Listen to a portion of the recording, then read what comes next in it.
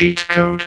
Hey everyone, welcome to Pickleball Cheat Code, the show for competitive pickleball players who are looking to level up their game. We focus on advanced strategies for experienced players, stuff only the pros really know. I'm Brody Smith. I'm a 5.5 level player and a coach, and I'm here with my co-host, Tanner Tomasi. Hey everyone. Tanner is a 6.0 plus rated player and an APP gold medalist. Recently, we've had you all, the listeners, call in and leave us voice memos and voicemails asking us any pickleball-related coaching questions, and we'll be answering your questions here live today, which will be really fun. If we've done anything to improve your game, share the show with your pickleball community. All right, Tanner, you ready to listen to these voice memos live? And for context, we have not heard any of these prior, I promise you. None of these, we have fielded any of these questions prior, so these will all be relayed into us on the fly, which I'm super excited about. So Tanner, are you ready? I'm ready. All right. First question. Let's let it rip. Hey guys, this is John calling from Fairfax, Virginia. I have a question for you. If you're in a dink rally and you have a ball that bounces on your side, bounces kind of high that you could speed it up, do you automatically speed it up? Or would you rather take that ball and do an aggressive dink with it, hoping for a pop-up that you can actually put away? My fear is the speed-ups will come right back to you, and then you get into a hands battle at that point. But my mind is sort of leaning towards take that ball and go aggressive with it on the dink to get the pop-up. Let me know your thoughts. Thanks. That's a good question. That's a good question. Tanner, thoughts? Yeah, I would say if it's early in the match, if I get that dead dink that's super high, I'm going to set the tone that I'm going to aggressively dink them and look for the pop-up. And then after I do that, say for the first third of the match, maybe when I get to the second half or just in the middle of it, if I get that high ball, my opponents are going to be conditioned to think it's an aggressive dink's coming. And then that's the perfect time to speed up. I wouldn't start the match by speeding up an aggressive or speeding up like a high dink. I would set the tone with aggressive dinks, so kind of keeps them on their toes. And then later when they least expect it, that's when I would speed up. I want to disagree with you just to make things spicy, but I can't because I actually feel the exact same way. I think it's easier to get more control in because we're always looking at the game from a consistency standpoint. If you're going to be speeding up that ball more often, then you're going to be applying an aggressive roll. One, that's harder. You can get countered back. You can hit long. You can get hit in the net. If you're going to be having that pressure where you're hitting an aggressive roll dink and a pressurized dink, you could end the point right there. You're going to be hitting that ball with way more consistency, and they could be popping it up. You may not ever need to speed up a ball the whole entire match. You might just need to be hitting that shot only. And then, like Tanner said, from a conditioning standpoint, if I'm applying a roll to the backhand every single time, later in the match, it's going to open up the middle. So if I had to choose, I am on the exact same page as you with that, Tanner. It's a good answer. Next question. Hey, Tanner. Hey, Brody. So what do you guys think about for your Q&A, talking about the Ernie and the ATP? Love it. We've touched on this just briefly, but we haven't really dove into it. We're actually thinking about doing an episode of breaking it down in depth. But let's start with ATP. Tanner, we touched on footwork a little bit, and this is a great question. I'm glad this question is asked here. What are the most important steps of footwork that go into an ATP? Break down some of that footwork of what that looks like to make sure you're successful. I would say if you're say both players are righty, if it's on the right, if you're on the left-hand side when you're righty, I like to cross step when I hit the ball. So I would use my inside foot, my right leg, to cross step and hit the ball. I want to let the ball get as wide as possible and kind of use my shoulder and cup my wrist to hook around it. I'm not trying to hit it really hard. I'm trying to really just get it in and land it in the court and use shape, like hit it almost like a little bit of a banana. If I'm on the right-hand side of the court, I'm not going to cross my feet. I'm going to kind of shuffle out wide and then use my forehand, same thing, to kind of cup my wrist and hit it like a banana around the post. And not trying to hit a winner, just trying to get it in play. I'm not trying to hit the ball really hard. I'd say that is probably the key. Just inside foot, outside foot, depending on the side. I think the footwork, you nailed it. And then the other thing that I see most common too is even if people are getting those initial steps of this footwork correct, is that their momentum is carrying them through the shot way too much. You need to be able to plant that foot and be solid and have your balance really set as you hit that shot. The players that are flying through it, they'll have the proper footwork, but then their momentum will still carry them past the shot, through the ball and across the court and way too far outside. Your consistency just drops. So really taking your time and being patient and breathing when you're hitting it. People get way too amped up for the shot and way too excited. So that's the most common mistake I see there. And then Tanner, let's talk the Ernie then. What about that? Ernie, I think the footwork is the same on both sides. I'm trying to think. Because regardless, both sides, you're crossing your opposite leg through to the other side, right? So if you're on the left side, your right leg will be swinging through and then crossing over, and your right leg is the first one landing. It should be one step, maybe a little shuffle just to get some momentum to get gathered to shifting to the side that you want to. Right. So if I'm on the left side and I'm trying to plant an Ernie on that left side, obviously, I'll do a little gather step. Sometimes I'll step off the line a little bit more just to gain my momentum to get into that Ernie, and then sliding a little bit to the left to give myself a little bit of a shorter jump that I have to make. But I'm swinging my right leg forward and timing that all in one step. For the left side, I'm usually hitting just open forehand. And then if I'm hitting an Ernie on the right side, I'm going backhand or I'm doing an open tomahawk because of my grip. But I feel like that kind of covers it from a footwork standpoint. Is there anything else that you wanted to add there, Tanner? No, I think you hit everything on that. Cool. And then we got to talk about setting up the Ernie. What are some key things that you look for when you're setting that up in terms of like trying to make that happen? Like if you want to make an Ernie happen next point, like what are you going to try to do? I'm going to try to just like dink down the line or have my partner aggressively dink cross court. When I see my opponent, like their head goes down, maybe they're backed off the line a little bit. That's the perfect time to anticipate that. Yeah. Yep. If you know your partner can hit those aggressive rolls, that's a good time. And then even just going for the Ernie, like I always say, I love to flash. I'm a flasher.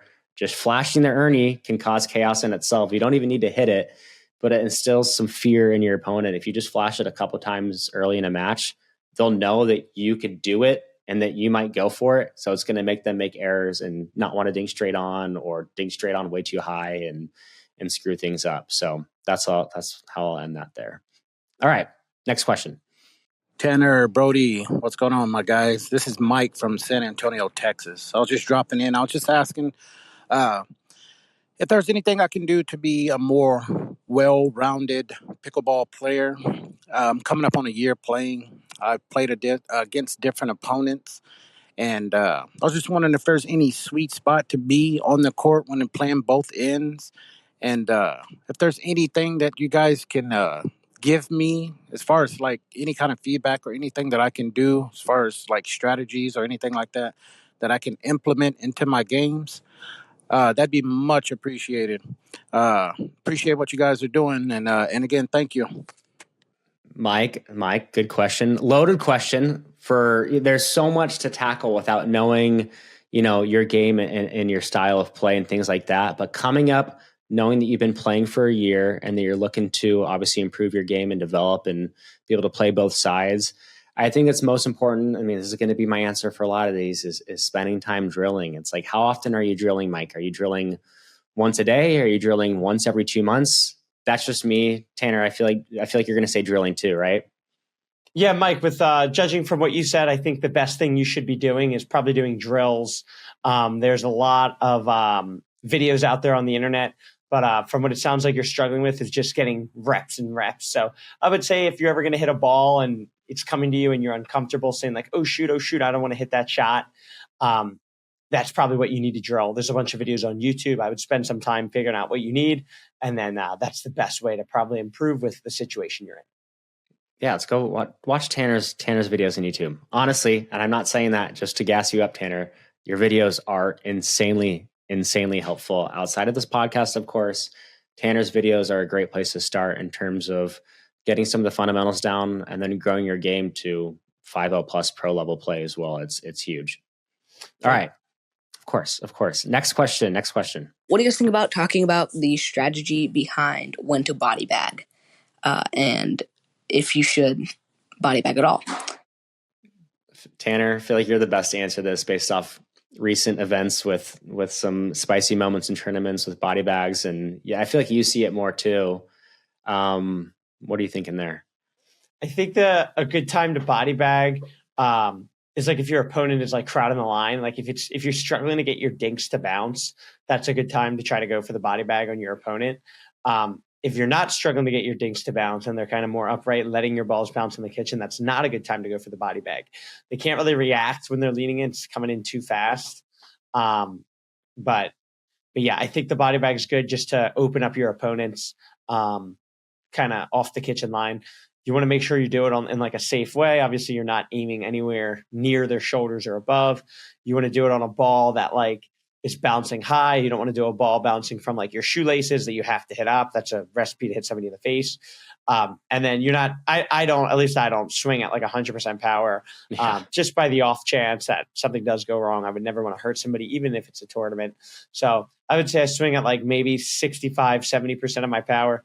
I have a really short backswing and kind of try to use the element of surprise and deception as opposed to just sheer brute force.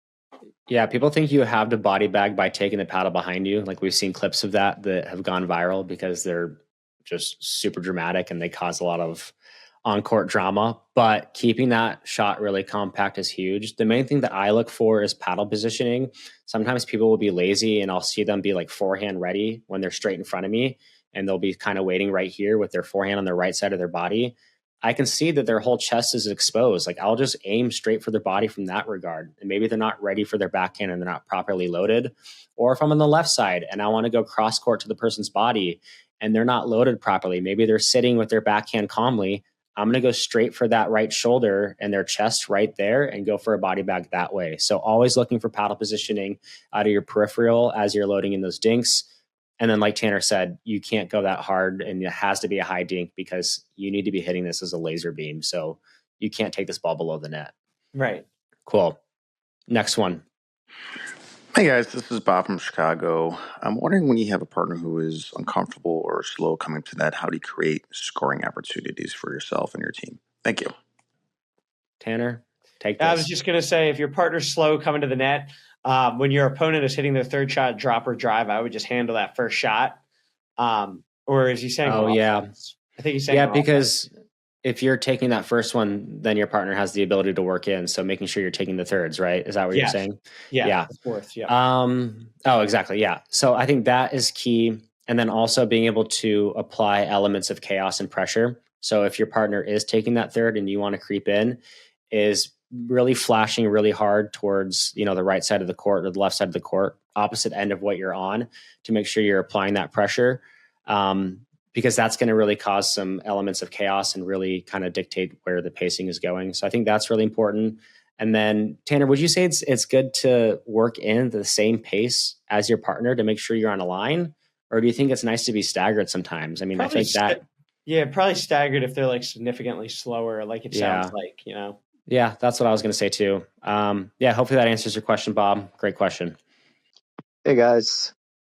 I have a question that may be a little too basic for ones you want to address, but I'm wondering, when I'm playing, I'm back at the line, I've served and, get the return back to me.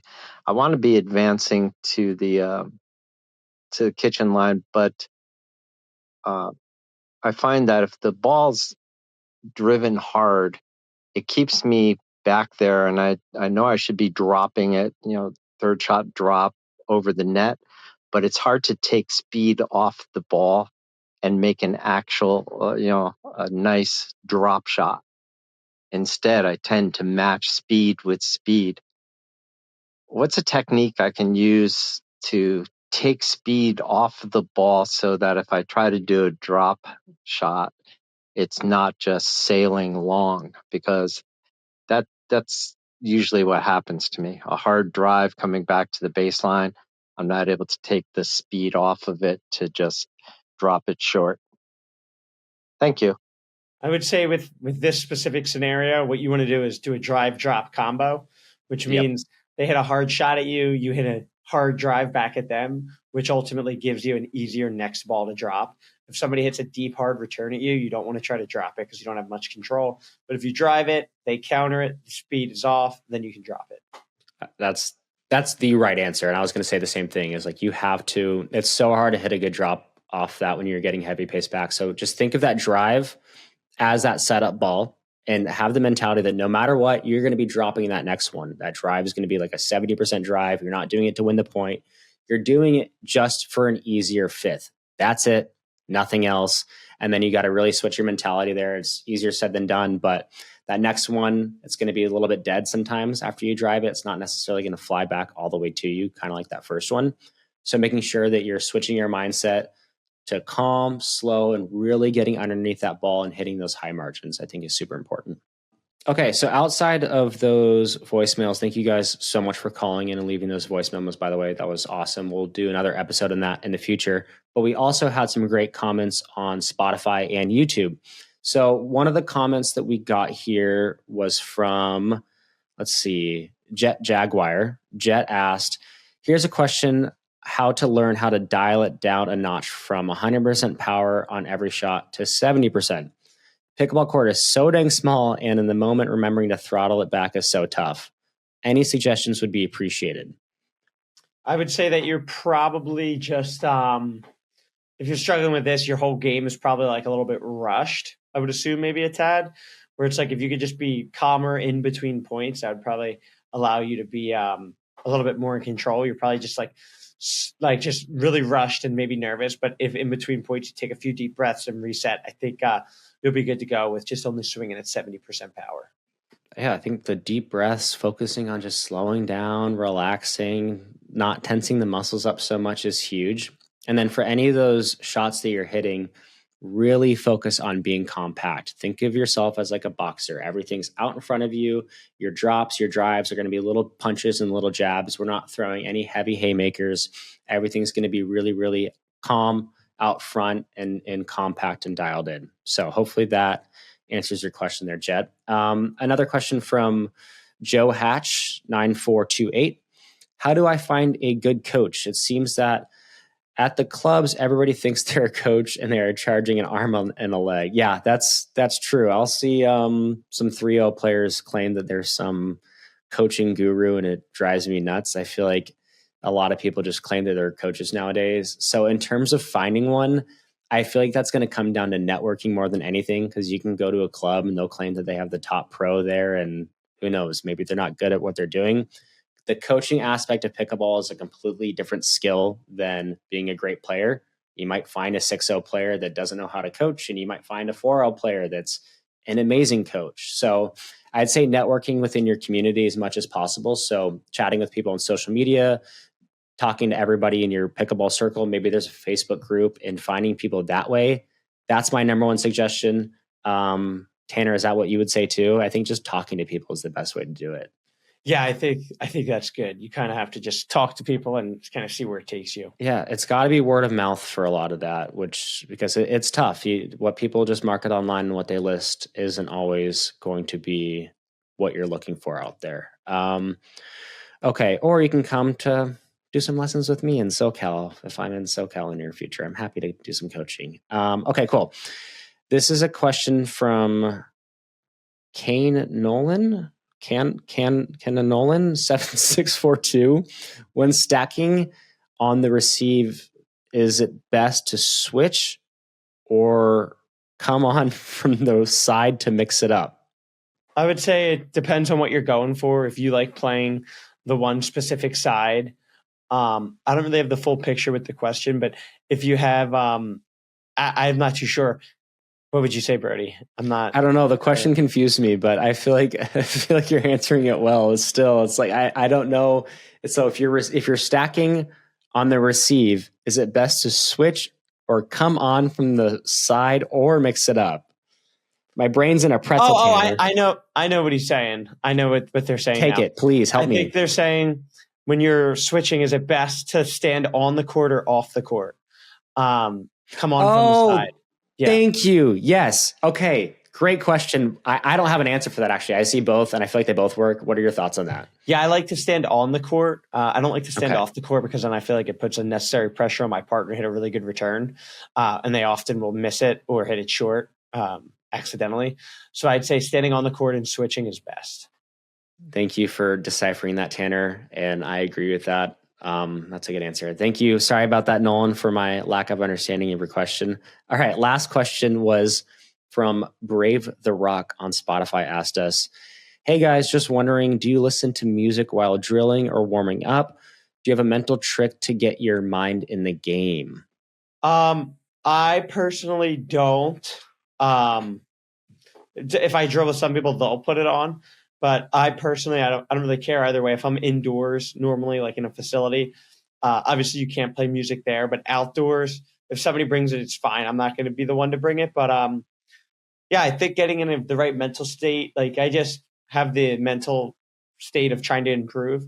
So I'm normally in a pretty good mood and good to go because I know it's working me toward my goal. All right. Well, if you are the DJ, let's say you are in control, what are you playing, Tanner? If you had to choose, maybe a specific genre, I like an pop artist. music remix. Pop music remix. Yeah. Well, pop remix. All right. Pop I like remix. it. Pop remix. How about you?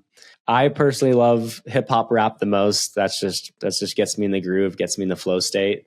So that's what I'm listening to all the time. I don't listen to music before a match because usually I'm like strategizing with my partner, trying to get in a flow state, listening to the sounds of the court because I don't want to switch from music and then go straight into a match and have the feel be different. I want to make sure my feel is the same as where I'm about to play. So I don't like to listen to music before a tournament, maybe on the way, but when I'm at the venue, definitely not. But when I'm drilling, yeah, love to listen to some hip hop, some rap, maybe some pop mix too, any of it. I'm open to anything with a good beat, good time, and a good vibe. But yeah, I think drilling with music is a great idea. It helps get you in a flow, makes things fun, and makes things loose. All right. I think that's it for the questions. Thank you, everybody that commented. Thank you, everybody that left a voice memo. We appreciate you all. We'll do this again in the future. We've already done about 25 episodes now, which is crazy. Actually, more than that now, which is amazing. So maybe when we get to episode 50, we'll run it back and we'll do another one here. But thank you to all of our listeners. We love you all. Appreciate all the questions, and we'll see you on the next episode. Bye, everyone. See you guys.